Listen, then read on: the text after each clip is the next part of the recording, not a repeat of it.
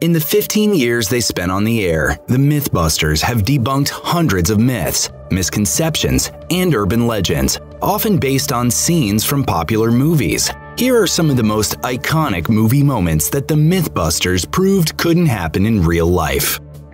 For the MythBusters, a movie like Kathryn Bigelow's Point Break is full to the brim with myths to test. The film follows rookie FBI agent Johnny Utah, played by Keanu Reeves, as he goes undercover amongst a group of daring and dangerous bank robbers known as the ex-presidents. Utah goes skydiving with the ex-presidents on multiple occasions, having several important conversations during free fall with the group's leader, Bodhi, played by Patrick Swayze. Seems reasonable enough, that is, if you've never actually been skydiving. That's because skydiving is awfully loud, what with all the air constantly whooshing around. The MythBusters wondered whether it's even remotely possible for a mid-air conversation to take place, or if a real-life point break would have actually involved a lot of mouthed words and confused looks exchanged between the film's leads. To test this theory, Grant Imahara jumped out of a plane, with a parachute of course, and was followed by a diving instructor who attempted to communicate a pre-selected phrase. Grant unsurprisingly couldn't hear a thing, quickly and thoroughly busting the myth. Maybe Bodhi should have picked a quiet beach or cafe to have his menacing conversation instead.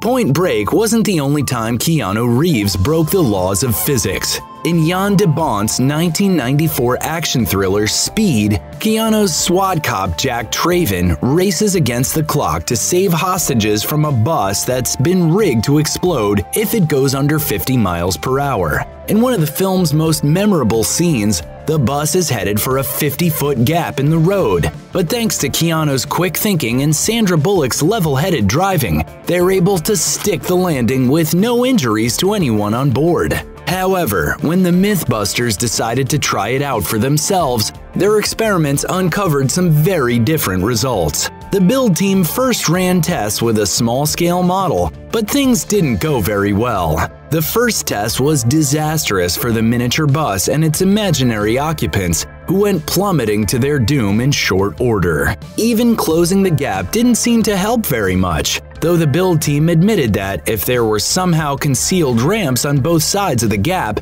the movie stunt might work in the real world. Unfortunately, when they attempted to recreate the scene in full scale using a remotely operated bus, the team first found that the vehicle had a hard time getting up to the required velocity in the first place. When they scaled back the distance to account for this discrepancy, the bus still couldn't quite make the leap. Being buried alive is a pretty universal fear. Even George Washington was deathly afraid that it would happen to him. It's no surprise that the terrifying act has found its way to the big screen a number of times, but no instance of live burial on film is more iconic than the one in Kill Bill Volume 2. In the sequel to Quentin Tarantino's hyper-violent masterpiece, Uma Thurman's katana-wielding bride finds herself in a wooden box 6 feet under, having been sealed there by her former associate, Bud. However, given her extensive kung fu training, the bride's got a unique plan. She's going to punch her way out. Using the one-inch punch popularized in real life by martial arts legend Bruce Lee, the bride breaks through the coffin and claws her way out of the dirt, giving her the opportunity to finish her revenge quest. But could the bride really have escaped? The MythBusters were wondering exactly that when they decided to put it to the test in Season 6. Grant created a robot that could approximate a human punch and, more importantly, didn't need oxygen to survive. The robot put a crack in the coffin after 600 punches, but couldn't manage any further. If you can't get out after 600 punches, well, you might not be getting out. Additionally, when the build team considered what would happen when dirt began to stream into a coffin, the results were pretty dire. Tory was able to extricate himself from 2 feet of dirt, but 6 feet was just too much for a human to manage. As for the 5-point palm exploding heart technique, the MythBusters didn't feel the need to test that one out. Many Star Wars fans like to joke about the incredibly poor aim of Stormtroopers, who seem doomed to endlessly shoot at the movie's heroes, yet never able to strike them.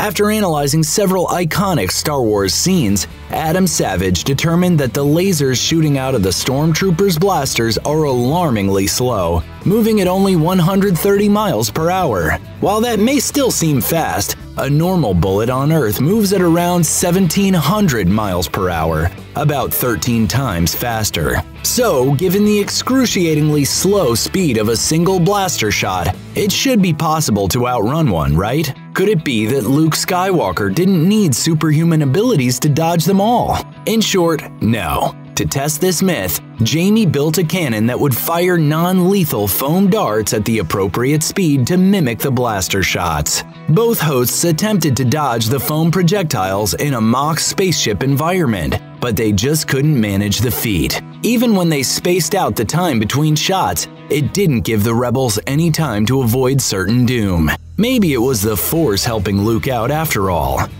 In the 2008 film Wanted, burnt-out office worker Wesley, played by James McAvoy, finds out that he is linked to a secretive group of super assassins known as the Fraternity. Moreover, Wesley learns that he has unique, almost mystical firearm skills, kind of like Harry Potter, but much more violent. In the role of Wesley's gun Dumbledore is Angelina Jolie, who teaches him the art of shooting bullets on a curve.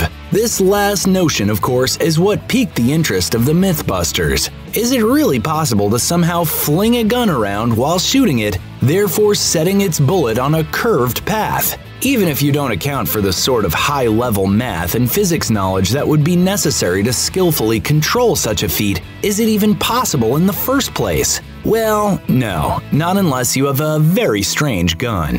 Despite their best efforts, neither the build team nor a gun-slinging robot could make it happen. It only sort of worked in a later episode, Bullet Baloney, in which Jamie and Adam improbably managed to fire a bullet out of a gun with a dramatically curved barrel that could even potentially shoot backwards. The seemingly endless lineup of Fast and Furious films might have you confused about some of the best ways to drive, while the MythBusters could already tell that some of the more elaborate stunts, like the Abu Dhabi building jump in Furious 7, are a bit too outlandish for reality. They decided to test out the drifting techniques popularized by the earlier entries in the franchise. Is drifting a car more efficient than simply guiding it through a turn? After learning how to drift a car in the first place, Adam and Jamie took to the racetrack, where they drove their cars through a series of 90-degree and 180-degree drifts. After comparing their drift runs to one with regular turns and doing the math, the pair found that drifting was only ever as good as turning, and may actually be less efficient in terms of finishing a race as fast as possible. Bluntly put, the physics of a drift just don't make sense if speed is your ultimate goal. No one tell Dominic Toretto though, or his feelings might get hurt when he realizes he's been doing it all wrong this whole time.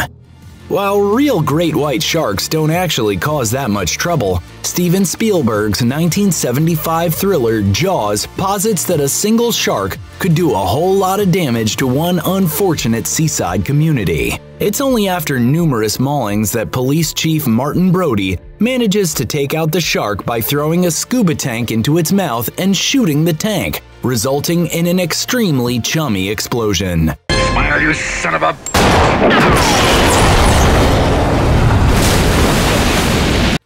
It's a spectacular scene and an exciting climax for a classic movie, but could it happen in real life? This was the subject of two MythBusters episodes, a 2005 Jaws special and a 2015 update. In the first, the MythBusters found that a tank pierced by a bullet decompressed and dramatically flung itself around, but didn't explode. A mass of fan questions over the years pushed the team to revisit the same myth a decade later, as many viewers had wondered if different kinds of bullets and trajectories might have made for a bigger explosion. Adam and Jamie set to work with a model shark they named Brewster, but the results weren't any more explosive. However, when Jamie hit the tank with a sniper rifle, the tank did shoot clean through the shark and exited near its tail. That would certainly be a very bad day for a great white, but still no boom. In the world of great movie debates, one stands out head and shoulders above the rest. At the end of James Cameron's 1997 historical epic Titanic, star-crossed lovers Rose and Jack find themselves falling victim to hypothermia in the freezing waters of the Atlantic Ocean, with nothing but a wooden door to keep them afloat. Since the door can't support the weight of both of them, Jack nobly sacrifices himself to save his beloved. But what if Jack never had to say goodbye? Since the film's release, fans have argued pretty strenuously over whether or not both of them could have fit on that door. So much so that it became the MythBusters' most requested topic. First, the team used a gelatinous dummy that Jamie called Thermo Boy to prove that Jack would indeed have succumbed to hypothermia in a matter of minutes. However, when Jamie and Adam stood in for Rose and Jack, they realized that they could use a period-accurate life vest to add to the door's buoyancy. At that point, the team knew that the door was big enough to support 2 people after all, and declared the myth busted. Sorry, Jack.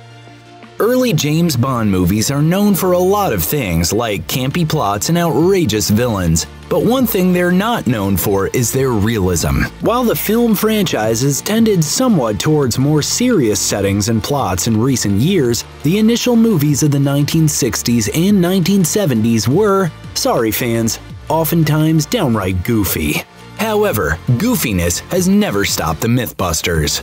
In 1979's Moonraker, Roger Moore's James Bond finds himself in a cable car doomed to go down after the steel-toothed villain Jaws bites through the cables. As cool as those teeth may have been to some viewers, the MythBusters couldn't ignore the important fact that Jaws' shiny teeth are still attached to a human musculoskeletal system. You can sharpen and strengthen those metal teeth all you want, as Jamie and Adam did, but unless Jaws was some kind of super-powered android, he simply could not have chomped through a steel cable of that size, especially not in one bite.